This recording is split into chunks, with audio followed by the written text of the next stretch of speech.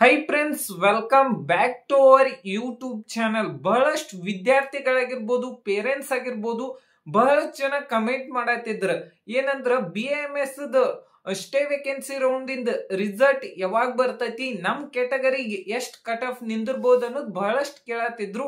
ಅದಕ್ಕೇನೈತ್ಲ ದಿಂದ ಒಂದು ಅಪ್ಡೇಟ್ ಬಂದೈತಿ. ಏನಂದ್ರ ಅದ್ರ ಹೇಳೋಕ್ಕಿಂತ ಮುಂಚೆ ನಮ್ ಚಾನಲ್ ಇನ್ನೂ ಯಾರು ಸಬ್ಸ್ಕ್ರೈಬ್ ಆಗಿಲ್ಲ ಅಂದ್ರ ಸಬ್ಸ್ಕ್ರೈಬ್ ಆಗ್ರಿ. ಮತ್ತೇನೈತ್ಲ ನಿಮ್ ಜೂನಿಯರ್ಸಿಗೂ ಒಂದ್ ಸ್ವಲ್ಪ ಸಜೆಸ್ಟ್ ಮಾಡ್ರಿ, ಹಿಂಗ್ ಚಾನಲ್ ಐತೆ ಅಂತ ಹೇಳಿ.